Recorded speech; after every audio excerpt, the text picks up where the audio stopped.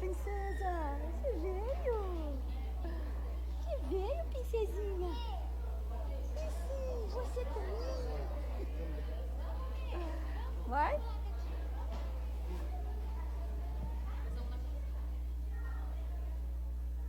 Deixa eu pegar o microfone, senão a gente... Paz, igreja, boa noite. Falei para não...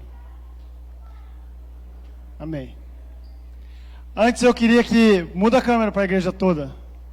Eu queria que vocês dessem um tchauzinho, porque hoje tem um monte de gente no Japão, em Piracicaba, na Bahia, tá todo mundo assistindo esse culto, na Flórida. Então dá um tchauzinho para aquela câmera lá, fala assim, ó, nós estamos aqui juntos, todo mundo vendo, tá bom? E também estou avisando que nós estamos transmitindo, porque a lei fala que nós temos que avisar, para você não ser enganado. Tudo bem? Dia de festa hoje? Palavra leve, tranquila? Sobre família, continuar falando sobre família, sobre o que nós temos feito nesses últimos dias, nesses últimos 2 meses, desde a virada do ano, falando sobre família, da importância da família. Mas o que o Senhor tem nos demonstrado e nos ensinado e nos mostrado qual é o verdadeiro papel da família para Deus. Porque se a gente entender qual é o papel da família para Deus, nós passamos a dar mais valor à nossa família, passamos a melhorar o nosso relacionamento com Deus, porque nós entendemos que a família foi constituída para que o Senhor habite nela e dela transborde a graça de Deus para que outras famílias sejam alcançadas. E aí tem uma série de papéis, uma série de definições. Nós falamos de questões emocionais, falamos de questões físicas, falamos de Noé, falamos de Abraão, falamos de quem mais? Esqueci o rei, Josué, ele que ia falar. Falamos de um monte de gente, e um monte de coisa acontecendo durante esses tempos. Um monte de coisa muito boas acontecendo com famílias, e outras coisas que nós não conseguimos entender direito porque começam a acontecer, mas nós entendemos que Deus está trabalhando para que a família seja restituída, ou instituída, ou colocada da sua forma correta. Amém? Hoje o que eu quero falar, o que o Senhor entregou ao meu coração e o que eu quero falar conosco, é que a bênção de Deus, ela vem de dentro para fora. Amém? Ela começa na nossa casa e ela vai para fora. Ela acontece na nossa casa e ela vai para fora. Eu falei aqui algumas palavras atrás, dizendo assim, olha, não adianta você querer ser lá fora e não ser na sua casa. Não adianta você repreender os outros e não usar da repreensão com seus filhos. Não adianta você se demonstrar ou ter uma interface para as pessoas assistirem aquilo que você está fazendo, se dentro da sua casa não funciona assim. Não adianta você questionar valores, hábitos de outras pessoas e outras famílias, se dentro da sua casa você questiona e avalia, ou melhor, e não avalia os hábitos e os princípios que estão instituídos dentro da sua casa. Porque a bênção é de dentro para fora. Eu vou mostrar isso para vocês. Vou provar isso para vocês. Porque eu falo e eu provo. Porque está escrito na Bíblia, daí fica fácil. Nós falamos de Noé, falamos de Davi. E eu queria que você ficasse com uma sentença na sua mente durante toda essa palavra. Que fala assim: eu não quero ser como Noé, que salvou a família e perdeu o mundo todo. E eu não quero ser como Davi, que ganhou o mundo todo e perdeu a família. Eu quero ganhar o mundo todo com a minha família. Amém? Nós vamos visitar alguns versículos, algumas passagens muito conhecidas e pregadas aqui nos últimos dias, e até com um propósito específico. Começando em Josué 24:15. Se você puder abrir a sua Bíblia em Josué 24:15. Muito conhecida. Na porta da sua casa deve ter uma plaquinha que você comprou ou ganhou de presente e colocou essa plaquinha lá, que diz assim: Porém, se vos parece mal aos vossos olhos servir ao Senhor, escolhei hoje a quem servais. Se aos deuses que serviram vossos pais, que estão além do rio, ou aos deuses dos amorreus, cujo a terra habitais. Porém, eu e minha casa serviremos ao Senhor. Cara, nada mais, não sei se é feio falar batido, mas nada mais óbvio do que uma palavra sobre família, de você usar esse versículo, onde Josué está dizendo assim: eu e minha casa serviremos ao Senhor. Pega a sua casa, serve ao Senhor. Muito fácil e muito usado essa palavra. Mas eu queria que você começasse a entender alguns pontos, que nós vamos chegar aqui, ó, no batismo dos adolescentes, dos pré-adolescentes, das crianças. A primeira coisa que eu quero que você entenda é que Josué está dizendo assim: olha, você precisa tomar uma decisão. Você tem escolhas a fazer. Preste bem atenção que ele deu escolhas. Vocês querem servir aqueles deuses, a estes deuses, ou ao nosso Deus? Ele apresenta escolha e te entrega a condição de optar pelo que fazer. Porque Deus é assim. Porque o Senhor não faz nada de forma forçada. Deus tem uma maneira muito educada e muito sensível de nos convencer, através do seu Espírito, da verdade que está na palavra dele. Amém? Claro. Eu não sei se existe algo que fala assim, é assim, pronto, acabou. Nós devemos receber uma orientação de Deus como uma sentença dessa, para que a gente não tenha condição de escolher por outros deuses. Então Josué está dizendo assim: olha, vocês podem escolher, vocês estão na liberdade de fazer o que quiserem. Saiba que virão consequências sobre a sua vida se as suas escolhas forem erradas. Mas aí ele fala assim: eu e a minha casa, eu e os meus filhos e a minha esposa, estamos caminhando na mesma direção, e estamos decidindo servir ao Senhor. E aí você pode falar assim: eles estão decidindo cantar cânticos de louvor ao Senhor, estão decidindo adorar ao Senhor, estão decidindo uma série de coisas. Não, a palavra é servir ao Senhor. E aí me chamou a atenção e eu fui buscar o significado da palavra servir, do verbo que é prestar serviços, cumprir determinados deveres, ser útil, dar auxílio, dedicar a vida. Quando Josué fala assim: eu e a minha casa seremos útil ao Senhor, vai transbordar aqui e vai chegar na família do vizinho, amém? Eu e a minha casa iremos dedicar a nossa vida ao Senhor. Eu e minha casa iremos cumprir aquilo que o Senhor deixou designado para a nossa família. Começou a ficar um pouco mais amplo, sim ou não? Você para de olhar como um versículo de porta de casa e começa a olhar com uma profundidade que vai muito mais além. Você começa a olhar com uma profundidade aonde você precisa assumir um compromisso quando você fala: eu e minha casa servimos ao Senhor.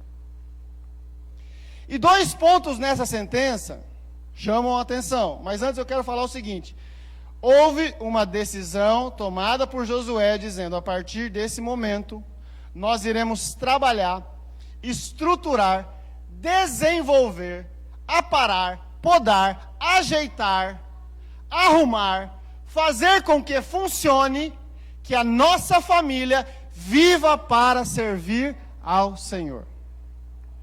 Porque se você toma uma decisão hoje, eu entendo que o tempo da decisão são milésimos de segundos. Decidi. Como pular daqui. Eu não vou pular porque meu joelho voltou a doer, mas se eu pular daqui, eu não tenho como voltar atrás. A decisão é muito rápida. Acontece que algumas decisões, ou boa parte das decisões que nós tomamos na nossa vida, elas instantaneamente geram um peso espiritual. Que a palavra de Deus fala que quando nós ligamos na terra, é ligado no céu. Quando nós tomamos algumas decisões na nossa vida, instantaneamente ela passa a valer no céu. Amém? Só que na terra demora um pouco mais. Alguns anos mais. Algum tempo mais. Talvez hoje você está aqui sem o seu marido e você vai falar, eu decido servir ao Senhor. E daqui 15 anos você tem a resposta do seu marido junto com você. Mas a decisão precisa ser tomada e o processo precisa acontecer. Por isso que eu escrevi que nós, quando Josué fala assim, nós decidimos a partir de agora nos moldar, nos fortalecer, nos estruturar, conversar um com os outros, repreender, resolver o que tem que ser resolvido para que haja um processo de servir ao Senhor como família. Porque nós erramos, nós caímos, nós falhamos e constantemente nós olhamos apenas a pessoa, o erro e o que aconteceu. Mas tudo é um processo onde o Senhor vai nos abençoando e fazendo com que as coisas aconteçam. Primeiro ponto dessa sentença: o posicionamento sacerdotal de Josué. Vamos trazer para os dias de hoje, porque ficou muito bíblico o posicionamento sacerdotal. Josué foi homem, usou de hombridade.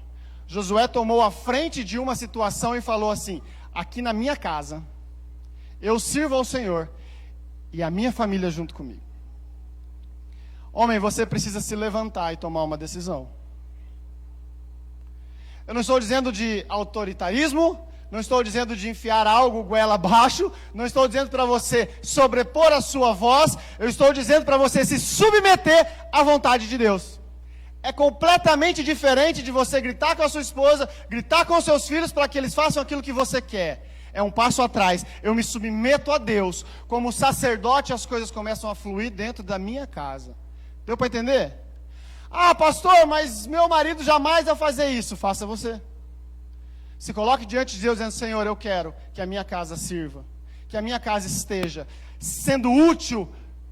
Eu quero que a minha casa esteja trabalhando para viver o tempo de implantação do teu reino. Mulher, comece a orar. Declare sobre a tua casa: você é uma só carne com o seu marido. Está valendo. A tua atitude precisa valer. Não espere. Se o seu marido não chegou o tempo dele ainda, se você não está conseguindo ver essa atitude toda, levanta e faça alguma coisa. Mas não deixe que o tempo de Deus passe sobre a sua vida e você assista as coisas acontecerem. E na sua casa não. Mas eu aconselho fortemente, até como pastor, que nós homens sejamos prontos para tomar essa decisão. E todos os dias pela manhã, assim como a misericórdia de Deus se renova sobre a nossa vida, você renove esta decisão de que, a partir de hoje, eu continuo, eu e minha casa, sendo útil, servindo ao Senhor. Primeiro ponto, a postura sacerdotal de Josué. Segundo ponto, a submissão da família de Josué. Eu li, reli, procurei, busquei. Pouco fala-se ou nada fala-se da esposa e tudo mais, daquele momento. Mas se Josué se levanta, exorta um povo e diz: eu e minha casa vamos fazer isso, a família dele aceitou. Eu imagino que, algum momento antes, ele sentou com a sua família e disse: olha, a situação está assim, nós estamos tentando. Nós estamos sonhando, nós estamos planejando, nós tentamos abrir isso, nós tentamos fechar aquilo, nós tentamos educar o nosso filho assim, nós tentamos manter o nosso casamento assim, nós tentamos todos os meios e a partir de agora nós precisamos tentar algo que seja efetivo. Eu quero submeter a minha casa à vontade de Deus. E a esposa fala: amém. Entenda uma coisa, mulher. Falei igual meu pai agora, hein, mãe? Entenda uma coisa, mulher. Presta bem atenção. Quando você fala que você se submete ao homem, a submissão é lugar de proteção. A submissão é lugar de paz. A submissão é lugar de refúgio. A submissão não é ser menos. A submissão não é ele falar e você acatar. Não é isso que eu estou dizendo. A submissão da família foi: se é a vontade de Deus sobre a nossa casa, e se está falando com o meu marido, eu me submeto à vontade de Deus. É um processo de proteção. Não é inferioridade, machismo. É cada um no seu papel. e nós temos as costas um pouquinho mais largas, precisamos proteger, amar, prover, dar a segurança e atrair a presença de Deus para dentro de casa. Duas atitudes nessa sentença: a postura de Josué e a submissão da família. Submeter a decisão de Josué para que todos estejam na mesma direção. Amém? E aí, continuando, eu marquei um versículo que eu achei muito interessante, porque nós falamos assim: mas você lê a Bíblia aí, e é muito fácil, porque lá não tinha família, os apóstolos não tinham família, e não sei o quê. E aí a gente começa a criar uma série de diferenças entre a nossa realidade e o tempo bíblico, para a gente usar de desculpa para as nossas coisas. Mas eu não sei se vocês já leram lá em Coríntios 9, 4, Paulo está falando assim, olha só: não temos nós o direito de levar conosco uma esposa crente, como fazem os demais apóstolos. Eles tinham família, querido. Eu fiquei um pouco chocado de imaginar eles dizendo que iam passar tempos e andando por aí, pregando e tudo mais, e como é que ficava a situação dentro de casa. Mas ele está dizendo assim: não temos nós direito, como fazem outros apóstolos, de ter uma esposa crente. Os irmãos do Senhor e Pedro, a família já estava instituída desde sempre. Não existe dificuldades se você está submisso à palavra de Deus, para você manter a sua família dentro dela. Amém? Eu só fiz esse parênteses aqui porque eu achei muito interessante, porque tem gente que fala assim: mas lá era diferente, as coisas lá não funcionavam assim. Agora, quando Deus entrega e constitui lá no começo a família, foi para um propósito específico. Nós falamos aqui durante todo esse tempo. E eu queria que vocês tivessem no coração, todos, os filhos, os homens, as mulheres. Todos nós temos um papel diferente um do outro dentro de casa. Amém? Amém. Obrigado. Amém. Se você não viu essas pregações que falam isso, Facebook da Yamir tem lá as palavras, e aí você assiste. Mas todos têm um papel em comum, sabe qual é? A proteção da família. Os filhos precisam estar submissos, equilibradamente emocionais, porque se tem algo que faz que um homem brigue com a mulher, são os filhos. E muito mais a mulher com o homem, porque na primeira coisa que o filho faz, a mulher tem mania de falar assim: olha o que o teu filho está fazendo. Deixou de ser filho dela, olha o que o teu filho está fazendo agora.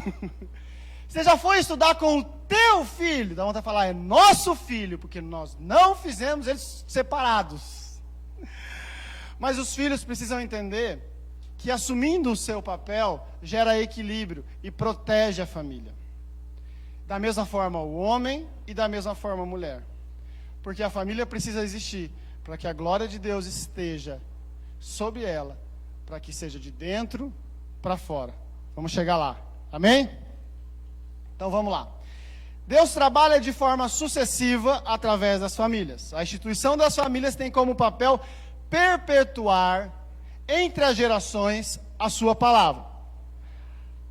Abraão, através de você e da sua família, serão benditas todas as famílias da terra. Todos, eu imagino que lembram dessa passagem. Para quem não se lembra, o Senhor está dizendo para Abraão: olha, de ti, da sua casa, do que começa a vir de agora para frente, todas as famílias serão abençoadas. Amém? Aí eu quero dizer alguma coisa. Essa mesma bênção que estava sobre a família de Abraão, está sobre a nossa casa. Nós vamos abençoar outras famílias, a partir do momento que nós estivermos guardando a bênção de Deus na nossa família. Processo sucessivo. Vai passando, vai passando, vai passando. Mas aí, algumas coisas acontecem, e foi pregado aqui, mas eu quero que você entenda. Quando não damos atenção à nossa casa, quando nós não fazemos o nosso papel, fazemos lá fora, fazemos para os outros, provemos aos outros, protegemos aos outros, abençoamos aos outros, esquecemos de casa. E eu vou falar uma coisa que eu imagino que Morita, pastor Morita, os pastores, a gente não está aí, pastora Ana, tudo mais. Nós somos constantemente cobrados, porque se tem uma coisa que nós fazemos, é só um desabafo, igreja. Nós conversamos com as pessoas. Nós conversamos com as pessoas, aconselhamos, damos palavra, oramos e tudo mais. E aí você olha para sua casa, e talvez você não está fazendo com a mesma força, com a mesma intensidade, com a mesma vontade quando é para o seu filho. E muitas vezes nós falhamos porque nós entregamos muito aos outros e esquecemos da nossa casa.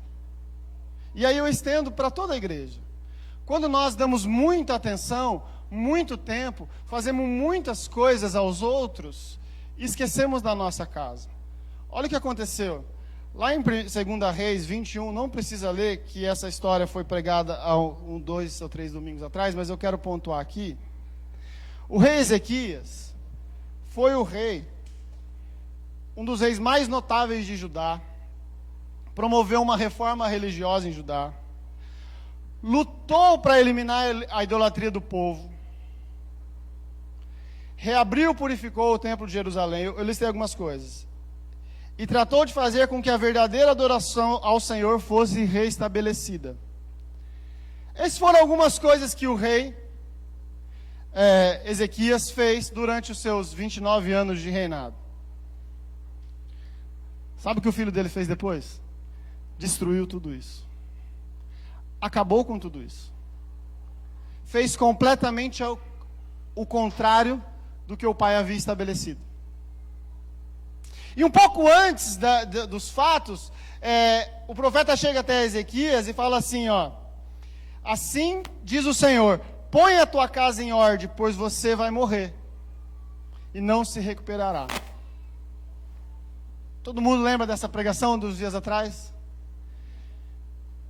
E aí no 2 Reis 23, Ezequias fala assim para Deus, lembra-te, Senhor, como tenho te servido, como tenho sido sincero, e como tenho feito tudo o que o Senhor me ordenara. E Ezequias chorou amargamente. Por que eu estou dizendo isso? Ezequias tinha feito grandes coisas, mas tinha esquecido da casa dele. Ezequias tinha estruturado e montado e tido uma empresa próspera e pessoas à volta e amigos e tudo mais, e a casa dele ficou para trás. Mas Ezequias fez coisas que agradaram o coração do Senhor. Então ele ora dizendo, Senhor, eu fiz uma série de coisas, eu errei, mas me ajuda. E o Senhor vai e acrescenta os 15 anos, dizendo, olha, arruma, suas orações foram ouvidas, arruma a tua casa. Pois vem Manassés e desfaz tudo o que Ezequias fez, porque a casa dele não ficou em ordem. Para onde você tem olhado? Aonde você tem buscado a sua bênção? O que você tem feito para chegar até a sua casa? Está de fora para dentro ou de dentro para fora? Não espere a manifestação da igreja chegar até a sua casa. Não espere coisas grandiosas para te impactarem. Não espere que alguém se levante e comece a falar no mistério e te entregar algo, porque tem que sair de dentro para fora. A presença de Deus tem que estar instituída dentro da sua casa, aonde você habita, na família que o Senhor instituiu para você. Isso daqui está fora. Isso daqui passa, mas a presença de Deus precisa estar constante dentro da tua casa. O rei falou assim, nossa, eu fiz tudo isso e não arrumei aquilo que o Senhor me entregou como primeiro ministério, como primeiro presente, que é a minha família. Aí eu te pergunto, qual é o valor que você tem entregue à sua família? Todas as vezes que você negocia e faz coisas que atacam e ferem a sua família, você está colocando preço nela. Ela vale uma mentira, ela vale uma bebida, ela vale uma traição, ela vale a falta de diálogo, ela vale a falta de paciência e a surra no seu filho, ela vale o dinheiro que você gasta de forma errada com um monte de coisa e esquece de administrar bem a sua casa, ela vale tudo isso. São princípios que são muito claros e muito bem estabelecidos, que nós, quando decidimos servir, Vamos aprendendo e aplicando. E as mudanças vão acontecendo conforme você toma a sua decisão. Amém? Vamos lá para terminar. Por que eu estou falando de tudo isso e pregando tudo isso? Porque Jesus deixou uma passagem muito, muito clara. Eu estou indo rápido por conta do tempo para a gente batizar as crianças, que vai chegar aqui, criança. Calma. Eu queria fazer uma pergunta: vocês vão batizar de tênis? Todo mundo de tênis? Tira aí. Jesus deixa uma passagem onde ele mostra que as coisas devem acontecer de dentro para fora, não de fora para dentro. Marcos 5, eu vou abrir aqui exatamente o versículo que eu quero ler. Marcos 5, lá no 1, está contando, deixa eu subir aqui, uma história onde Jesus, eu vou resumir, encontra um endemoniado. Mas não era um endemoniado normal, era um endemoniado muito endemoniado. Era um endemoniado dos endemoniados bravos mesmo, de verdade. Não sei o nome que se dá para endemoniadão, pá! Era um cara que sofria há muito tempo, que morava entre os sepulcros do cemitério e se batia com pedras e era um cara muito louco. E Jesus encontra com ele e aí vai se passando a história e aí Jesus chega e vai falar e os demônios estão lá e fala: qual é o seu nome? O demônio fala: Legião, tão forte que era aquilo, mas não se apega a isso. É só um detalhe da história, se eu posso dizer assim. Então Jesus vai e expulsa os demônios. E se você já escutou a história lá que os demônios vão até... Tinham 2.000 porcos ali e os demônios entram... Lembram dessa história mais ou menos? Eu vou resumir. Jesus encontra uma pessoa que estava precisando muito, muito, muito da misericórdia, do amor, do carinho, da presença, de um toque dele. E Jesus o toca. E aí olha o que acontece. Por que tem que ser de dentro para fora? No versículo 18, coloca aí, por favor. Marcos 5, 18. Fala assim: quando Jesus estava, depois que terminou tudo o que aconteceu, as pessoas questionaram por que tinha acontecido aquilo, tudo mais, mas eu vou resumir a história. Era um homem que precisava muito de Deus, porque a sua condição era terrível. E aí você fala assim: não, pastor, mas a minha condição não é como a dele. A sua condição é a sua condição. Ela é terrível, se você não está satisfeito com ela. Sim? Ou você vai esperar chegar ao ponto de pegar pedras e bater na cabeça e morar no cemitério, berrando, longe do convívio da sua família. Precisa? Não. Todos aqueles que estão distantes de Deus, estão carecendo da graça de Deus, da presença de Deus, estão numa condição ruim. Amém? E aí Jesus fala assim: quando Jesus estava entrando no barco, o homem que estivera endemoniado, muito endemoniado, suplicava-lhe que o deixasse ir com ele. Não muda de versículo. Isso. O homem falou assim: Jesus, eu estou curado. Mudou, passou. Olha, eu não estou mais gritando, batendo as coisas na minha cabeça. A tua presença, o teu toque, a tua palavra, a tua ação na minha vida me curou. Sou outra pessoa. Deixa eu ir junto, deixa eu ser um discípulo, deixa eu aprender, deixa eu conhecer mais disso, deixa eu viver essa realidade todos os dias da minha vida. O que Jesus fala, quem sabe? Muda lá. Jesus não permitiu. A minha versão fala assim: Jesus não permitiu, mas disse: vá para sua família e anuncie-lhe o que o Senhor fez por você e como teve misericórdia de você. Ou, você recebeu? Leva para tua casa. Você foi curado? Entrega na sua casa. Você mudou a tua condição? Leva para dentro da sua casa. É lá que precisa acontecer. É de dentro para fora. Se você está ouvindo aqui isso hoje, se o teu coração está pulsando hoje, leva para dentro da tua casa e mantenha essa presença viva dentro da tua casa. Jesus falou assim: amigão, você não vai me seguir. Vai lá, porque vai ter reconciliação. Vai lá, porque vai ter perdão. Vai lá porque as pessoas não vão entender. Tantos anos vivendo assim, por que você está assim? Vai lá porque a tua família tem saudade de você. Vai lá porque é lá onde está a minha bênção. Aleluia. E Jesus fala, você não vai comigo. Porque aquilo que eu entreguei para você, você vai falar para as pessoas da sua família. E elas vão entender quem é Deus.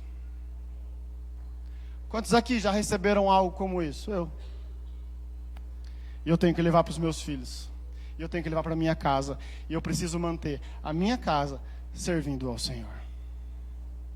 Jesus podia falar assim, ó, Jesus chegou para vários, falou assim, o que você faz? Ah, eu pesco. Não, a partir de agora você pesca onde? Vem comigo. Ah, Jesus, vende tudo que você tem. Fala rapidinho essa história. Vende tudo que você tem e segue-me. E aí Jesus chega e fala assim, a partir de agora você vai andar comigo, vamos. Por que esse cara foi diferente? Porque aquilo que ele recebeu precisava ser replicado para a casa dele, para que a casa dele abundasse e passasse para as outras casas. Aquilo que você está recebendo, aquilo que você está escutando, o teu filho descendo nas águas hoje, é para continuar servindo a Deus, para que isso transborde e chegue até outras casas. É assim. É assim. E para encerrar,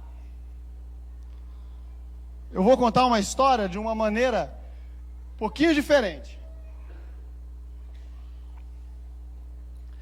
Quantos aqui já escutaram aquele versículo que está lá em Atos 16, não abre não, mas eu vou ler aqui.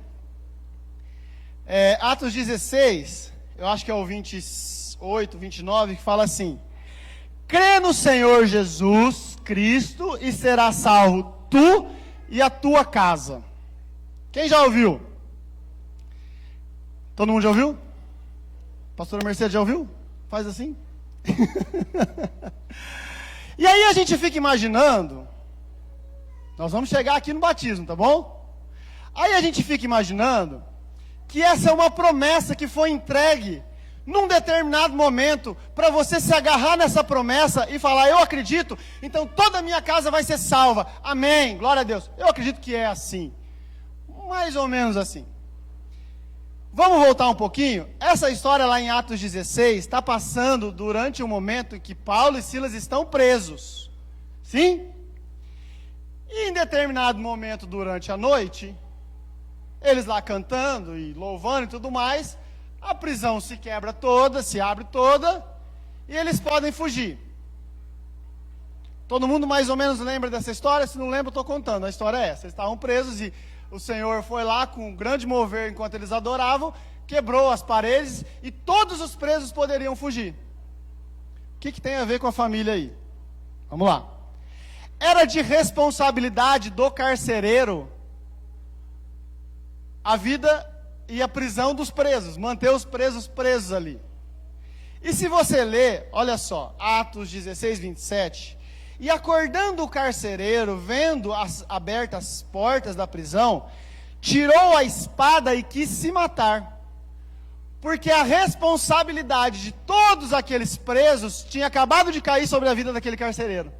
E ele preferia morrer do que encarar o que ia acontecer. Crê que tu e tua casa serão salvos. O que tem a ver? Então vamos lá. Então o carcereiro desesperadamente, quando vê o que aconteceu, saca a espada para se matar. Meu Deus, ele não falou meu Deus, ele falou, ai, sei lá o quê, fugiu todo mundo, estou enrolado, vai ser muito difícil sair dessa situação, como que eu vou explicar isso? Ele tirou a espada para se matar. Paulo fala assim, não faça isso. Estamos todos aqui. Estamos todos aqui. Aí ele fala assim, fica tranquilo. Aí o carcereiro vira e fala assim, mas o que eu preciso... Aí o carcereiro se prostrou, começou a chorar, falou, mas o que eu preciso para ter essa salvação? Eu imagino que aquele momento foi um momento foi extremamente espiritual, porque uma cadeia tinha se quebrado. A cadeia tinha se aberto. Era um mover tremendo de Deus. E aí o carcereiro fala assim, cai aos pés e fala assim, mas e aí? O que eu preciso para fazer isso? Ele estava com a espada para se matar. Amém? Não vou falar. Ele estava com a espada para se matar. Então ele vê todo aquele mover e cai aos pés. E Paulo fala assim: nós não fugimos, fique tranquilo, nós estamos aqui. Ele cai aos pés e fala assim: o que eu preciso para fazer? O que eu preciso para ter essa salvação? Paulo fala assim: crê no Senhor Jesus, que tu e tua casa serão salvos. Amém? Até aí a sentença continua, mas olha o que fala. Eles disseram: crê no Senhor Jesus, que tu e tua casa serão salvos. Eles pregaram a palavra do Senhor a todos que estavam na casa do carcereiro.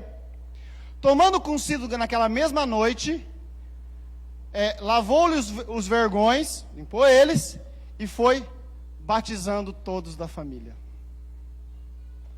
Aí chega a salvação. Não é simplesmente crer. O carcereiro acreditou, como você está acreditando, não porque eu estou pregando, mas porque o Espírito Santo de Deus está levando a palavra para você. Ele recebeu aquela palavra e batizou a sua família. Um dia eu estava muito próximo dessa condição, num processo depressivo, tendo nascido vizinho a um lar cristão, vivido, e eu precisei fazer todos esses questionamentos com uma espada pronto para tirar a própria vida, se eu posso dizer dessa maneira. Mas eu acreditei na palavra que foi pregada, e hoje eu estou batizando meu filho, porque a salvação está na minha casa. Graças a Deus. Graças a Deus. Graças a Deus. E é isso que eu quero que você entenda, igreja. É isso que eu quero que você entenda. Crê. Acredite, porque esse dia está chegando para a sua família. Creia, escute, assimile, porque estas águas são para a tua casa. Acredite, aceite, solte essa espada do desespero, entregue a sua casa e diga: eu vou ser útil, eu vou servir, porque amanhã sou eu que entro com a minha família inteira dentro dessa piscina, dizendo: a minha casa está nas mãos de Deus. E aí nós temos filhos sendo batizados, porque pais acreditaram, pais se posicionaram, mantiveram a palavra de Deus, e está transbordando de dentro para fora, de dentro para fora. Se o louvor puder subir aqui, eu vou fazer uma oração antes da gente começar. É o teu tempo, de dentro para fora. Presta bem atenção. Aquele homem, o endemoniado de Gardeno, ele estava completamente fora da sua realidade há anos. Talvez você esteja hoje aqui lutando para viver. Ah, pastor, mas a gente luta para viver? Sim. A Bíblia diz que o mundo nós vamos ter aflições, mas tem de bom ânimo, porque o Senhor venceu e nós vamos vencer todas elas, desde que o Senhor seja o nosso Deus. Eu quero que você mentalize, que você imagine a situação daquele homem. E que agora você tem uma oportunidade de tomar aquela primeira decisão que eu falei no começo do culto. De se posicionar dizendo: eu quero esse Deus. É este Deus que eu quero para a minha vida. E eu quero te incentivar a fazer isso, sabe por quê? Porque quando você tomar essa decisão, eu não vou te chamar para vir comigo. Eu não vou te chamar para ser membro dessa igreja. Eu não vou te chamar para estar aqui de novo, até vou, mas não vou te falar para você estar aqui no próximo culto. Eu não vou falar para você ir na célula, coisa do tipo. A primeira coisa que eu quero te dizer quando você tomar essa decisão: vá para sua casa e leve para o seu lar essa decisão que você tomou agora. Porque daí é de dentro para fora. O Senhor vira para ele e fala assim: você não vem comigo agora, amigão? Vai para sua casa e conte o que aconteceu. Porque é de dentro para fora. Se você entendeu, eu gostaria que você ficasse em pé. Se você quer tomar essa decisão para a sua casa, eu gostaria que você ficasse em pé. Se você quer tomar essa decisão para a sua vida, eu gostaria que você ficasse em pé. Se você entende que chegou o tempo de você levar de dentro para fora, eu gostaria que você ficasse em pé. A tua atitude é o preço que você dá à sua família. Antes de a gente orar, eu gostaria de saber quantos estão aqui nos visitando em virtude do batismo. Levanta a mão assim. Amém. Bastante gente. Então eu gostaria que você fizesse uma oração comigo e eu vou te explicar o motivo. Para você tomar essa decisão, você não é o sacerdote da casa, você é o filho. Você é a esposa, você é a filha, você é a sogra. Minha sogra está aqui, minha sogra já tomou essa decisão. Você precisa entender que Jesus Cristo morreu para que isso pudesse acontecer na sua vida. Existe uma maneira de se fazer isso, é quando você declara com a sua boca. A Bíblia diz, olha, fale com a sua boca e acredite no seu coração que Jesus Cristo é o Senhor da minha vida. Feito isso, você fala, e eu vou servir ao Senhor junto com a minha casa, de dentro para fora. Então eu gostaria que você, que entendeu, fechasse seus olhos e orasse assim comigo. Senhor, eu quero te receber como o meu único e suficiente Salvador. Como o Senhor que me leva até Deus. O Senhor que me ajuda nas decisões. O Senhor que coloca o meu nome no livro da vida. Eu quero ser chamado teu filho. Em nome de Jesus. E agora você que tomou a decisão pela sua casa, eu gostaria que você fechasse seus olhos e nós vamos orar. Senhor, em nome de Jesus, obrigado por esta noite, por este momento. Obrigado porque o Senhor nos entrega uma palavra tão simples e tão poderosa. Nós queremos, em nome de Jesus, receber, através do Teu Espírito, assim como aconteceu na passagem que o Senhor curou aquele endemoniado. Nós queremos nos apresentar as nossas dificuldades, nós queremos nos apresentar diante de Ti completamente despidos, porque o Senhor conhece o mais íntimo do nosso coração, e o Senhor sabe daquilo que nós precisamos. Deus, enche o nosso coração, para que a gente leve para a nossa casa, e que a Tua bênção comece de dentro para fora. Senhor, em nome de Jesus, eu quero profetizar sobre estas famílias, a Tua bênção, crescendo, nascendo e crescendo, de dentro para fora.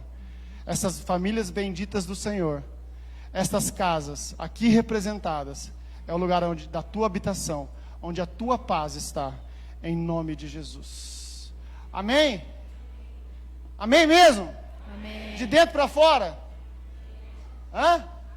De dentro para fora? De dentro para fora? Amém. E assim será. E você vai ver pessoas próximas a você, com o seu testemunho e a tua fidelidade, sendo alcançadas por essa bênção que você está recebendo, quando você se submete, dizendo, eu sirvo ao Senhor. Amém? Pode aplaudir o Senhor?